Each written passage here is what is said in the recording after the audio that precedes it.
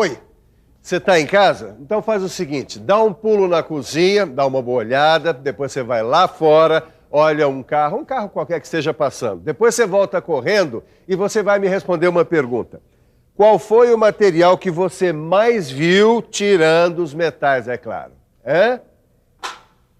Ah, é ele mesmo.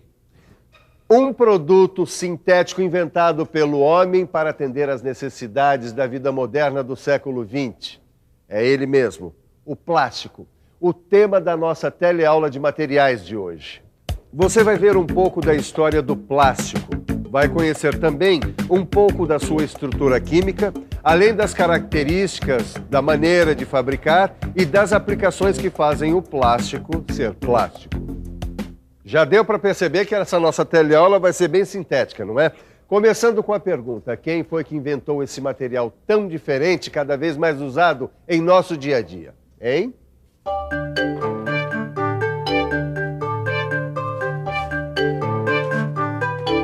Olha essa peça aqui, Neuza. Que coisa, hein? Que coisa boa, né, Edgar? Não sei, viu? Ó, pra mim o plástico nunca foi um material nobre, resistente. Pra mim sempre me parecia uma coisa barata. Mas será que dá pra fazer peças com esse material pro nosso kart? Será que elas resistem ao impacto de uma corrida de kart? Edgar, escuta uma coisa, você já estudou bem o plástico? Quer dizer, você sabe, assim, como é que se produz, como é que se beneficia? Como é que é, na real, um produto de plástico? Bom, pra falar a verdade não, mas nem sei como é que ele foi inventado. Mas eu gostaria de saber, viu? Ah, pra saber é só estudar, né? Assim a gente pode saber de onde ele veio e pra onde ele vai. De onde ele veio, para onde ele vai? Essa pergunta parece um pouco filosófica, né? Mas é uma boa deixa para a gente mergulhar na história da invenção do plástico. O plástico foi inventado no século passado por um motivo aparentemente bem pouco pretensioso: encontrar um substituto para o marfim na fabricação das bolas de bilhar. John Wesley Hyatt foi o autor dessa proeza. Ele descobriu que quando a nitrocelulose caía no chão, ela se aglutinava como se fosse uma cola. Aí ele acrescentou cânfora a esse material e viu que com determinadas condições de temperatura e pressão, ele podia obter um material moldável, que ele chamou de celuloide. Hoje, a gente conhece o celuloide, que é esse material aqui, usado nos filmes para tirar fotografia. O negativo é o celuloide. Mas o celuloide de John Hyatt ainda não era tão bom quanto esse daqui.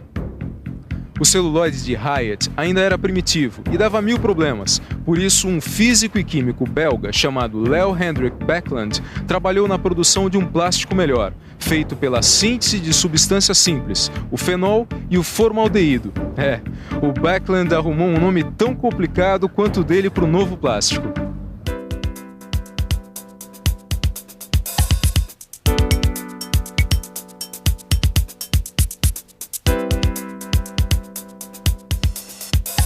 Mas esse cientista belga estudou a fundo a polimerização. Ele conseguiu chegar a um método onde ele obteve reações controladas de polimerização. E foi acelerando essas reações que ele conseguiu produzir plástico em quantidade industrial. Nós vamos conversar agora com a professora Simone. Professora, por favor, como é que foi que Baekeland conseguiu produzir plástico? Ele colocou o material a aproximadamente 200 graus Celsius e obteve assim uma massa esférica de cor âmbar, que tinha a mesma impressão do recipiente, como esse que foi obtido com um tubo de ensaio. Esse material ficou conhecido como o primeiro plástico sintético. E esse plástico era chamado de baquelite, certo? Certo, e ele começou uma revolução porque foram aparecendo várias aplicações para esse plástico.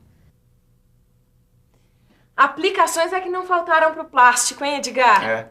Os cientistas começaram a pesquisar e a descobrir que ele podia ser útil num monte de produtos. Olha aqui, por exemplo, hoje em dia até o computador é feito de plástico. E o computador tem ajudado muito na pesquisa de novos produtos de plástico, hein? E com o avanço da tecnologia de produção do material, começaram a aparecer plásticos cada vez melhores.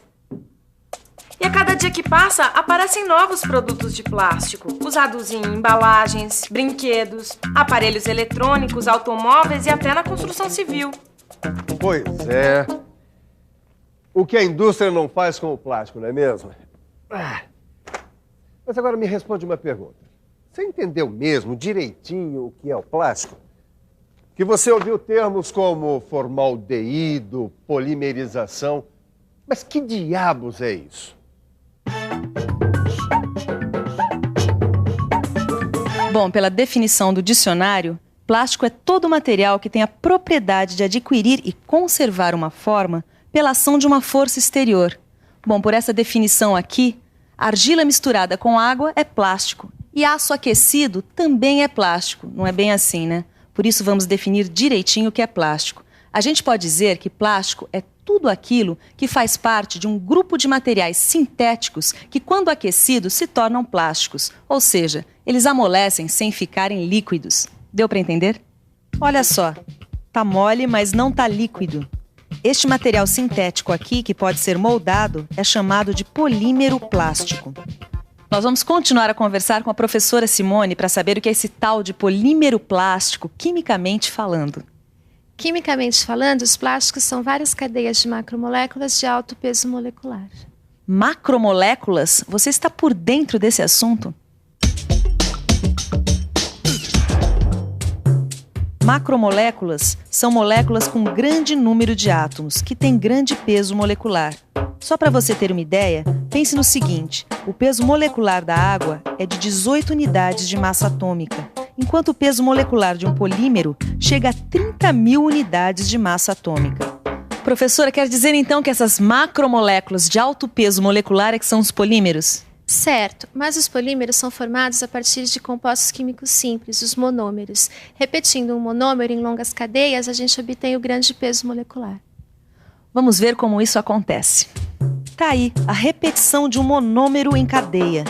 Os principais elementos químicos que entram na composição, tanto do monômero como do polímero, são o carbono e o hidrogênio. Interessante. O monômero é a origem do polímero, quer dizer, do plástico. E você sabe me dar alguns exemplos de monômeros? Eu sei sim, tá tudo aqui, ó.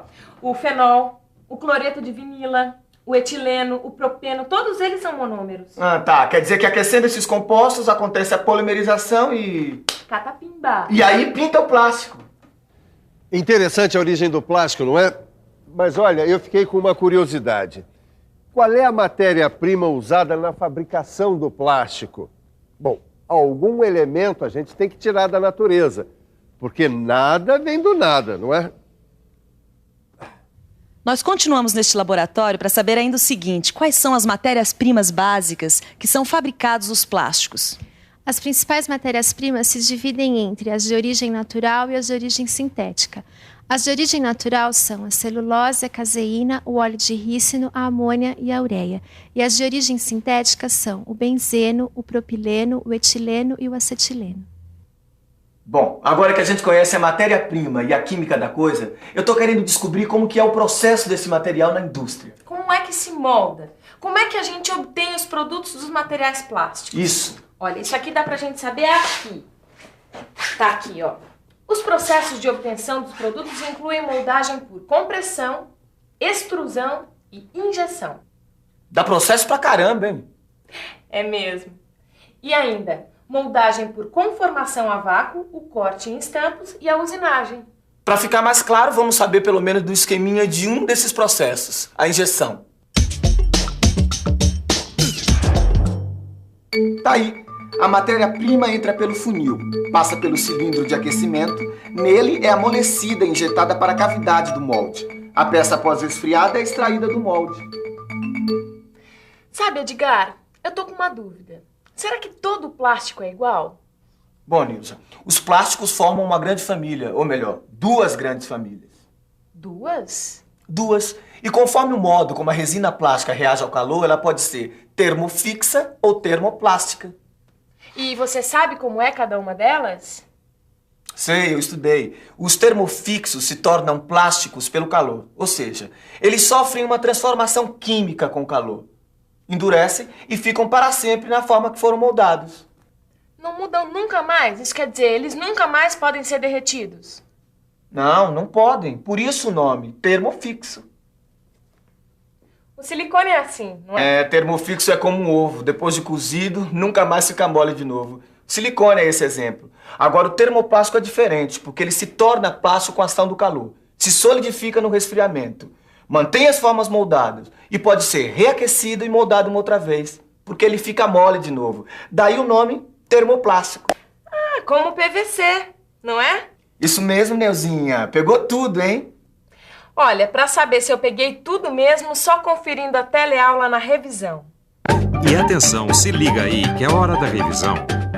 Na teleaula de hoje, você viu que tudo começou com uma bola de bilhar, que foi a origem da fabricação dos primeiros materiais plásticos. Você conheceu a estrutura química dos polímeros e a maneira de fabricar o plástico. Viu também alguns de seus principais produtos. Você viu tudo isso, mas ainda tem muito mais coisa para ser estudada. Você quer ver? É possível melhorar ainda mais as propriedades dos materiais plásticos com os aditivos, sabia? A gente também não estudou o cuidado com o plástico em relação ao meio ambiente, a gente não estudou reciclagem e por aí vai. Mas eu tenho certeza de que você vai pegar o seu livro, dar uma boa estudada e fazer os exercícios que estão lá. Porque na próxima teleaula tem mais. Até!